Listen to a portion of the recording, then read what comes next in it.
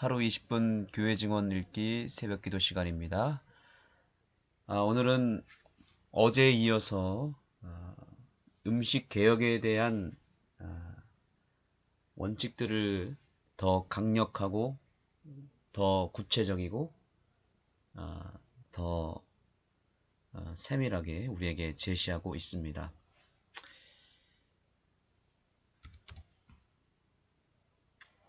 자, 여기 글을 한번 보시기 바랍니다.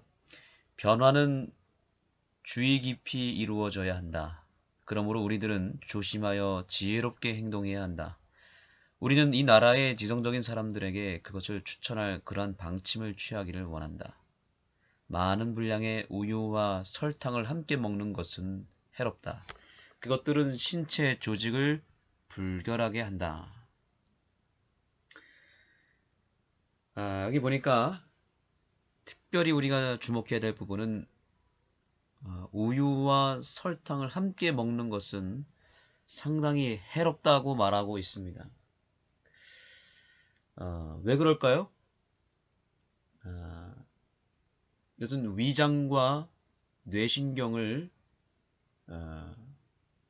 손상시키는 치명적인 일이기 때문에 그런 것입니다. 어제 또 지난 시간에 말씀드린 대로 우리의 위장과 뇌신경이 연결되어 있다고 그랬죠?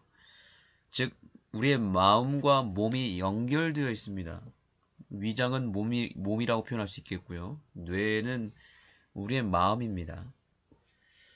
그래서 위가 막히면 그야말로 뇌가 막힙니다. 위가 막히면 뇌가 막힌다. 이 사실을 우리는 꼭 기억해야 됩니다.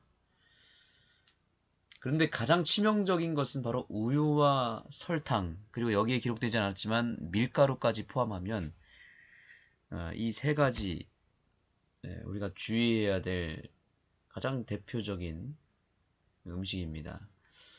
왜냐하면 우리의 신체에 염증을 유발하는 가장 치명적인 음식이 바로 설탕이라고 합니다. 그래서 이 온갖 몸의 염증은 이 설탕 때문에 많이 생긴다고 하죠. 또 밀가루는 글루텐이라고 하는 것이 있는데 이 우리의 위장에 상당히 치명적이라고 합니다. 또한 우유는 우리의 뼈는 물론이고 위장과 뇌를 손상시키는 역할을 한다고 합니다. 그런데 문제는 우리가 주로 먹는 음식이 바로 우유와 설탕과 밀가루가 들어간 음식이죠. 가장 대표적인 것이 빵입니다. 그리고 뭐 과자, 또 아이스크림, 버터 뭐 이런 것들 뿐만 아니라 우리가 알게 모르게 먹는 음식 가운데 우유와 설탕, 밀가루가 안 들어간 음식이 거의 없습니다.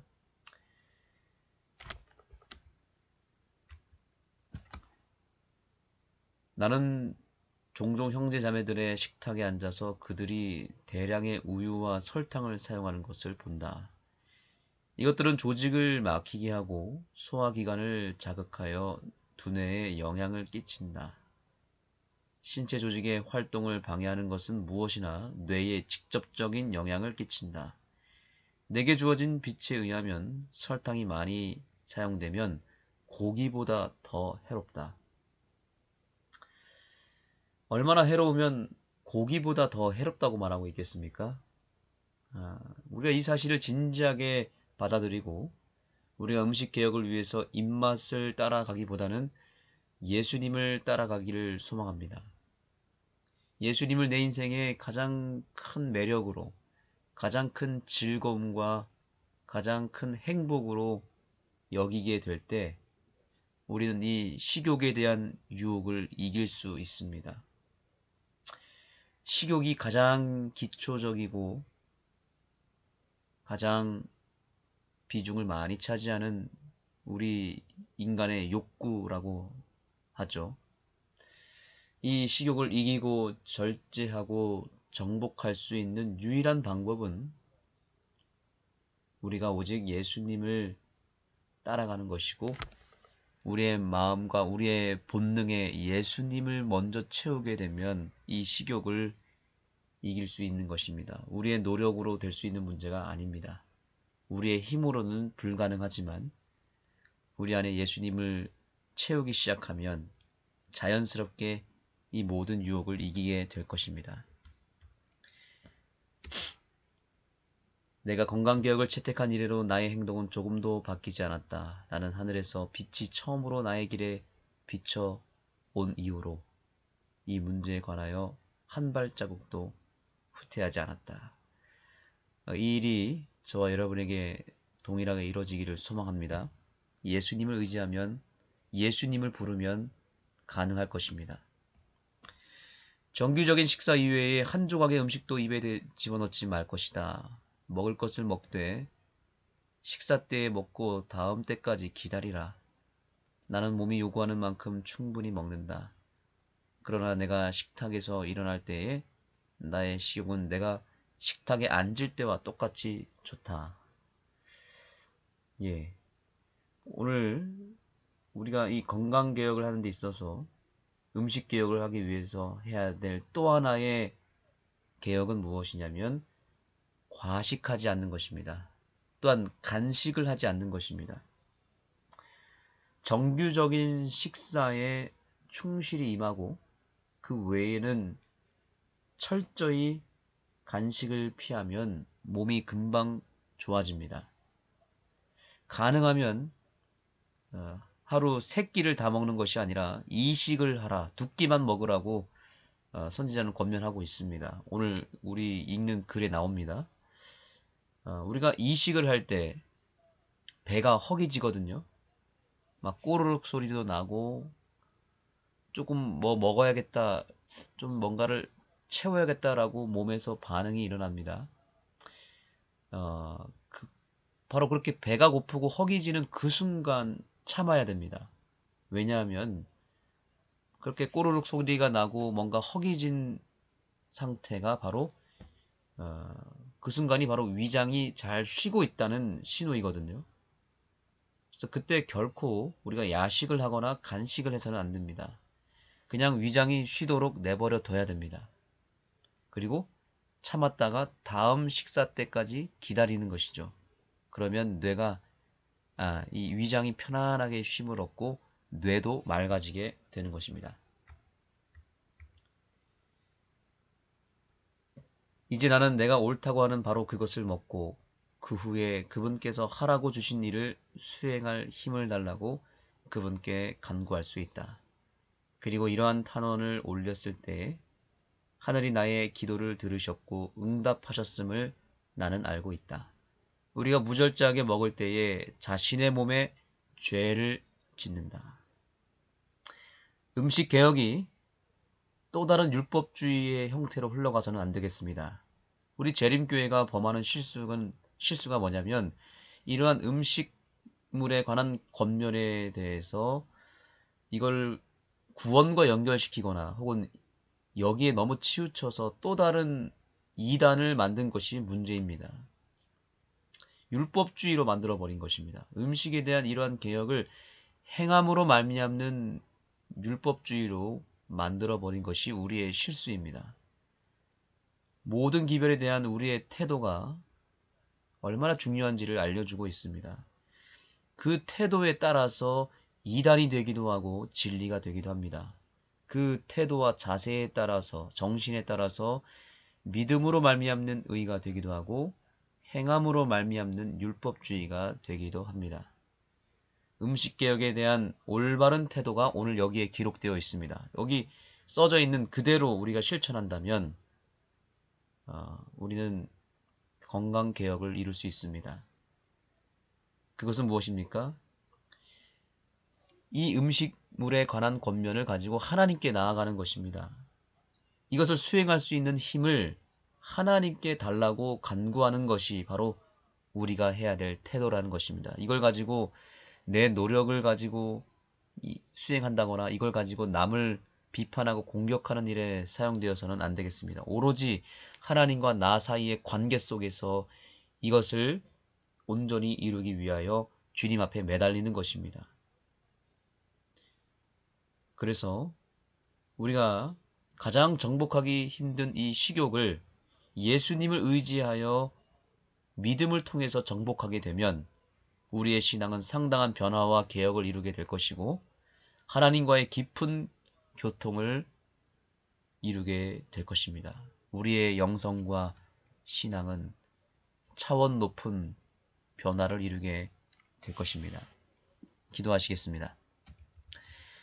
하나님, 오늘 음식물에 관한 권면을 통하여 다시 한번 우리가 우리의 식생활을 개혁하기 위하여 주님께 매달리고 주님께 간구하고 부르짖는 믿음을 발휘할 수 있도록 우리에게 성령의 능력을 더하여 주시옵소서. 식욕이 지배함을 우리가 고백합니다. 우리가 성령의 지배를 받기를 원합니다. 식욕을 정복하기를 원합니다. 그리하여 우리의 믿음과 우리의 영성이 맑아지고 하나님께 더 온전한 삶으로 나아갈 수 있도록 도와주시옵소서. 예수님의 이름으로 기도드립니다.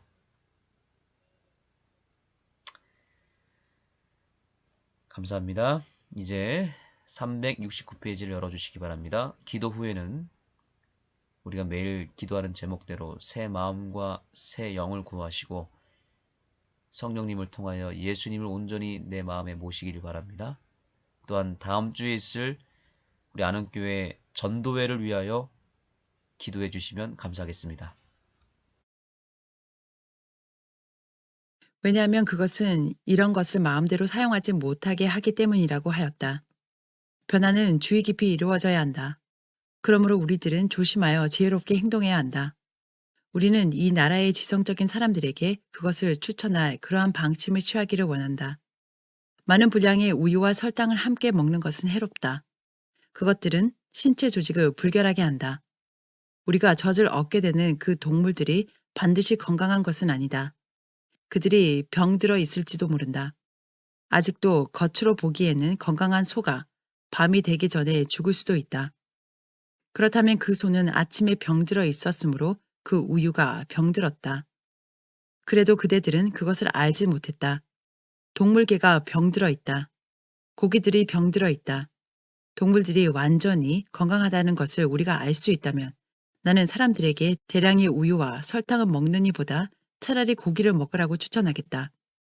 그 고기는 우유와 설탕이 끼치는 손해를 끼치지 않을 것이다. 설탕은 조직을 막히게 한다. 그것은 살아있는 기계의 작용을 방해한다.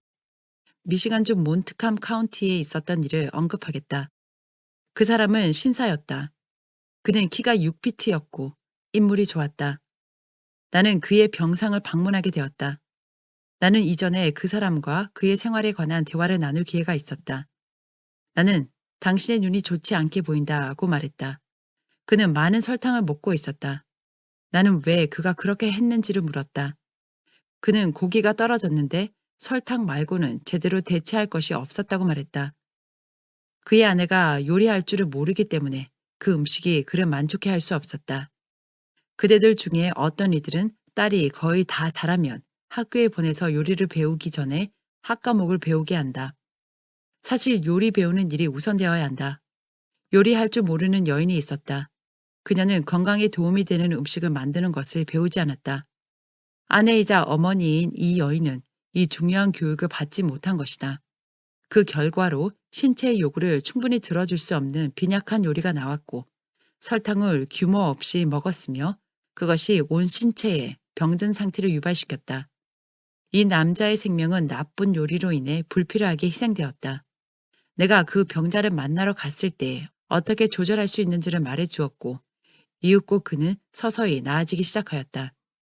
그러나 그가 힘이 없을 때 신중하지 않게 그의 힘을 쓰고 좋지 못한 음식을 소량만 먹음으로 다시 병들었다. 이번에 그를 도울 재주는 없다. 그의 신체는 부패로 뒤덮여 있는 것 같았다. 그는 나쁜 요리의 희생자로 사라져갔다. 그는 설탕을 좋은 요리 대신 이용하고자 노력하였으나 그것은 일을 더 악화시켰다. 나는 종종 형제 자매들의 식탁에 앉아서 그들이 대량의 우유와 설탕을 사용하는 것을 본다. 이것들은 조직을 막히게 하고 소화기관을 자극하여 두뇌에 영향을 끼친다. 신체 조직의 활동을 방해하는 것은 무엇이나 뇌에 직접적인 영향을 끼친다. 내게 주어진 빛에 의하면 설탕이 많이 사용되면 고기보다 더 해롭다. 이 변화는 조심스럽게 진행되어야 하며 이 주제는 우리가 돕고 가르치는 사람들에게 꺼림직한 생각이나 편견을 심어주지 않는 방향으로 취급되어야 한다. 흔히 우리 자매들은 요리하는 방법을 모른다. 그러한 사람들에게 나는 다음과 같이 말하곤 한다. 나는 그 지역에서 만날 수 있는 가장 훌륭한 요리사를 찾아가 만일 필요하다면 숙련된 주부, 즉 현명하고 숙달된 요리사가 되기까지 거기에 여러 주일 머물러 있고 싶다. 만일 내가 40세라면 이러한 과정을 추구할 것이다. 요리법을 아는 것이 그대의 의무이며 그대의 딸에게 요리하는 것을 가르치는 것이 그대의 의무이다. 그대들이 요리 솜씨를 그들에게 가르치고 있는 것은 그렇게 하지 않는다면 저희가 유혹을 받아 가담하게 되었을지도 모르는 어리석은 짓과 악에서 저희들을 보호하는 장벽을 그들 주위에 치고 있는 것이다. 나는 재봉사를 고맙게 생각하며 나의 글을 써주는 비서를 소중히 여긴다. 그러나 생명을 유지하고 두뇌와 뼈와 근육에 영양을 공급할 음식물 준비하는 방법을 잘 아는 나의 요리사는 나의 가족의 조력자들 중에서 가장 중요한 자리를 차지하고 있다. 어머니들이여, 딸들에게 일을 시키지 않고 특별히 할 일을 주지 않으며 그들이 하고 싶은 것들, 예를 들어 크라켄 놀이나 혹은 다른 재미있는 일에 그들이 바쁘게 다니도록 하는 것만큼 그들을 그러한 악으로 인도하는 것은 없다. 그들로 팔다리와 근육을 쓰게 하라. 그리하여 피곤하게 된다고 무슨 일이 생기는가? 그대들은 일로 인해 피곤해지지 않는가? 피곤함이 아이들에게 해가 되는가? 그렇지 않다.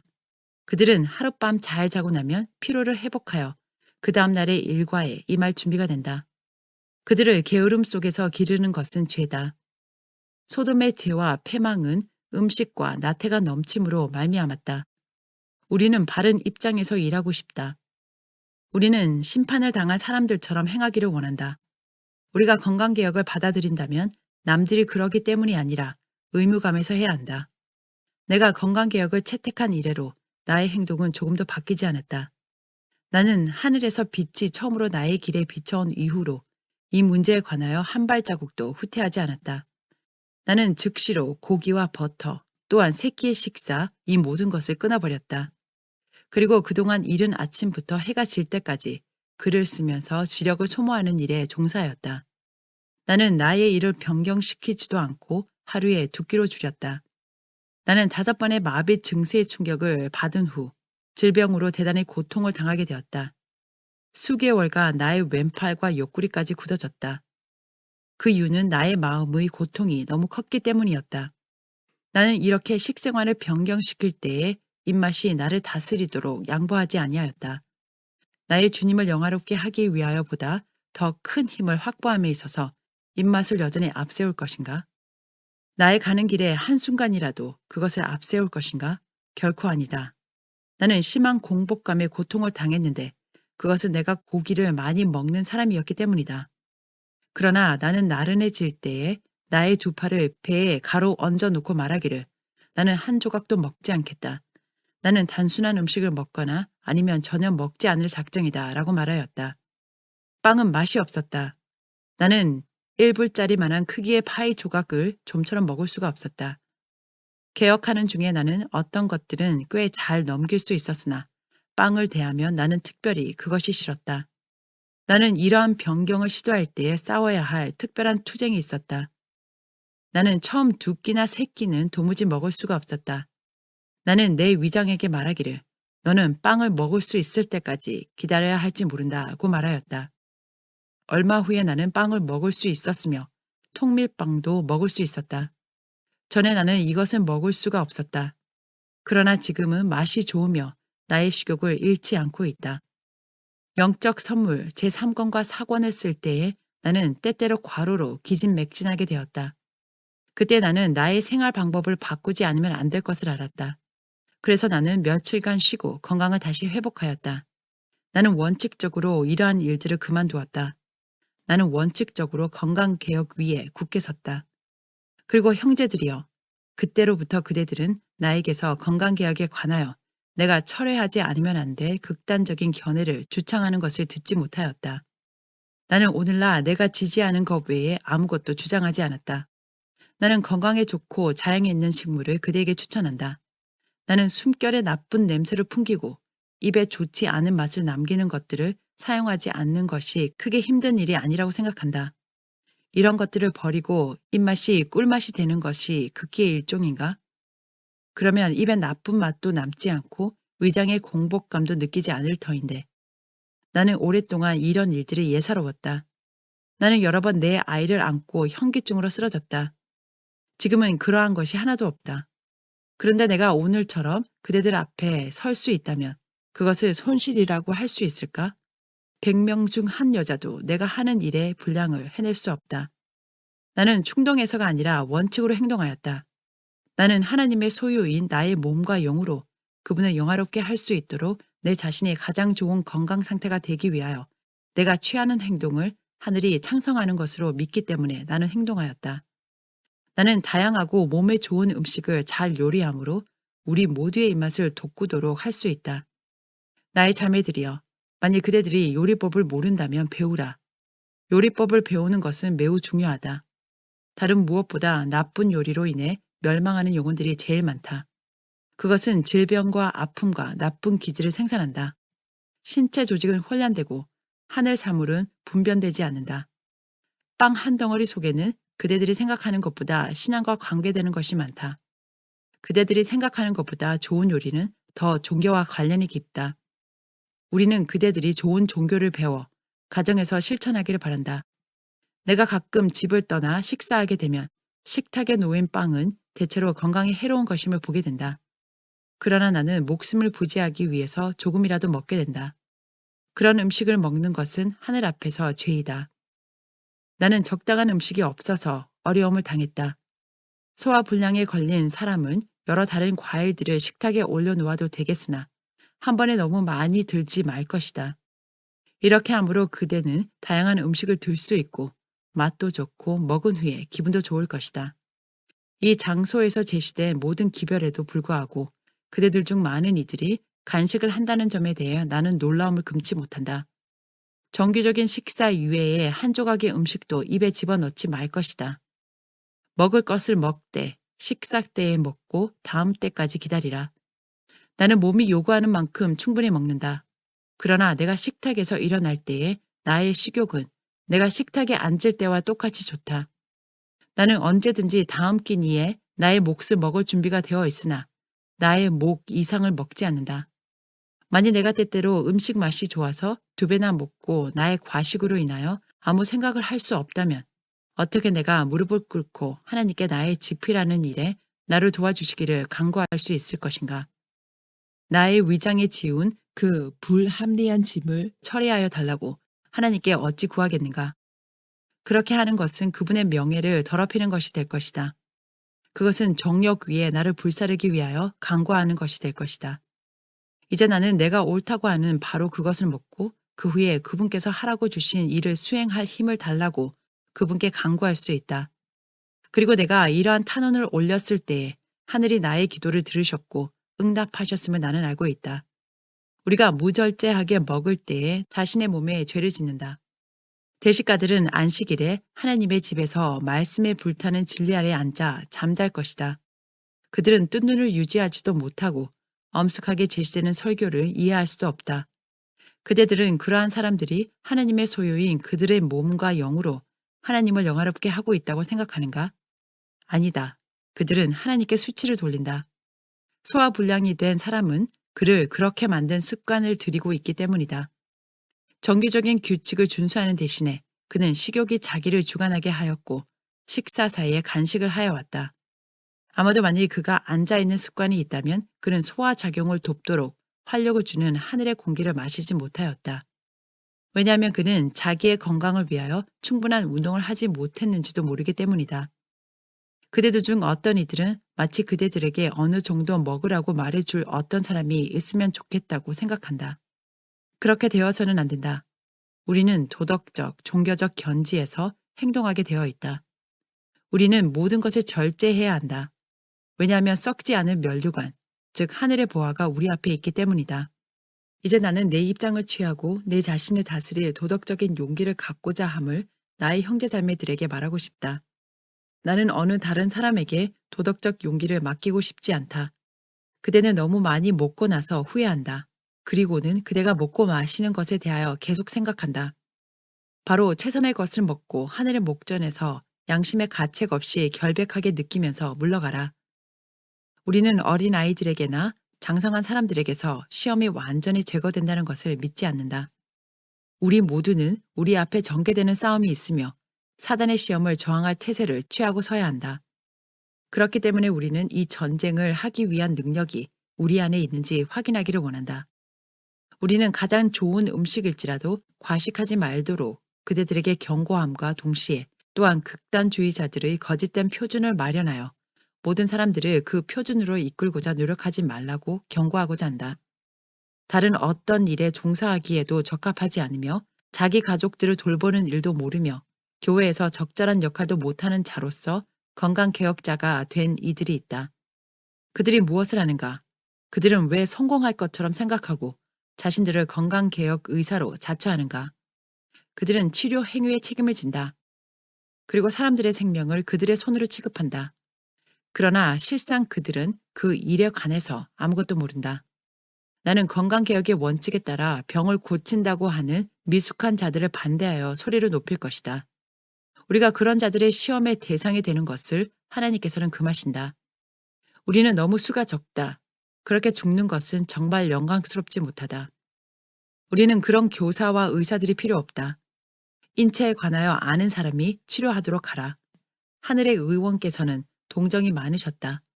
병자를 치료하는 사람들에게는 이런 정신이 필요하다. 의사의 일을 맡게 된 어떤 이들은 완고하고 이기적이고 고집이 세다. 그들은 배우려 들지 않는다. 그들이 가치 있는 일을 해본 적이 한 번도 없는 것 같다.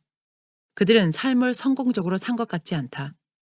그들은 알아야 할 가치가 있는 것을 정말 하나도 모른다. 그렇지만 그들은 건강개혁을 시작하였다. 그런 자들이 이 사람, 저 사람 죽이도록 내버려 둘 수 없다. 아니, 결코 그렇게 해서는 안 된다. 우리는 항상 바르기를 원한다. 우리는 백성들이 건강개혁의 바른 입장을 취하게 되기를 바란다. 사도는 말한다. 우리가 하나님을 두려워하는 가운데서 거룩함을 온전히 이루어 육과 영의 온갖 더러운 것에서 자신을 깨끗게 하자. 우리는 말세에 견디기 위해서 옳아야 한다. 우리는 깨끗한 두뇌와 건전한 몸속에 깃든 건전한 정신이 필요하다. 우리는 우리의 자녀들을 가정의 모든 식구를 위해서 열심히 노력해야 한다. 바른 입장에서 일하자. 예수께서 오신다. 만일 우리가 마지막 때에 영혼을 고상하게 하는 진리에 눈이 멀게 되는 생활을 한다면 어떻게 우리가 진리를 통하여 거룩하게 될 수 있을까? 우리가 어떻게 불멸을 위해 준비될 수 있을까? 주께서 우리를 도우사 전에 없던 일을 여기서 시작할 수 있기를 기도한다. 우리는 이 장소에서 1년의 집회를 갖는 것과 백성들을 위한 일을 시작하고자 말하였다. 그러나 우리는 그대들을 감히 밀어주지 못하겠다. 우리는 그대들이 이 개혁의 일을 그대들의 집에서부터 시작하기를 바란다. 뒷전에 처져 있는 자들이 앞으로 나오기를 바란다. 그대들은 일을 시작해야 한다. 그대들이 자신들을 위해 일을 시작한 것을 보게 되면 우리가 와서 밀어줄 것이다. 우리는 그대들의 자녀들을 개혁하여 그들이 그리스도께로 돌아가게 하고 개혁의 정신이 그대들 가운데 널리 보급되기를 기대한다. 그러나 그대들이 다시 죽은 것처럼 보이고 뿌리채 뽑혀 나갈 지경이 된다면 우리는 이 일을 하지 않을 것이다. 우리는 오히려 진리를 수용하는 마음이 있는 불신자의 모임에 가고자 할 것이다. 진리의 부담이 우리 위에 있다. 진리를 듣는 것은 이것으로 충분하다. 우리는 그들에게 이것을 말할 수 있는 곳에 있게 되기를 갈망한다. 그대들을 위하여 일함으로 우리를 돕겠는가? 주께서 그대들을 도우사 예전에 느껴보지 못한 것을 느끼게 되기를 기도한다. 주께서 그대들을 도우사 자아에 대하여 죽고 그대들의 가정에 개혁의 정신이 생겨서 하나님의 천사들이 그대들 가운데 와서 그대들을 돕고 그대들이 승천에 적합하게 되기를 기도한다. 53장 건강개혁의 극단 1868년 10월 25일 뉴욕 아담스 센터에서 있었던 연차 총회 시에 나는 이곳에 있는 형제들이 B와 C라는 두 사람 때문에 큰 공경과 근심에 처한 것을 보게 되었다. 하나님의 사업을 마음에 두는 사람들은 그 일이 번창하는 것에 대해 우려할 수밖에 없다. 나는 이 사람들이 신용할 만하지 않음을 보았다. 그들은 극단주의자들이며 건강개혁을 땅에 떨어뜨리려 한다. 그들은 식성에 부절제한 사람들을 교정하거나 개혁하기보다는 신자나 불신자나 간에 그들의 나타나는 것을 싫어하게 하고 개혁 쪽으로 그들을 가까이 이끌기보다는 더 멀어지게 하는 일을 한다. 우리의 견해는 세상 사람들의 견해와 일반적으로 많이 다르다. 그것들은 인기가 없다. 대중은 비록 사리에 맞는다 할지라도 식욕을 제어하는 어떤 종류의 이론이라도 거절한다. 이성과 건강보다는 입맛에 의해 살아간다. 관습의 길을 떠나서 개혁을 옹호하는 사람들이 일정한 길을 따른다면 반대를 당하게 되며 미쳤고 정신 나갔고 과격하다는 소리를 듣게 될 것이다.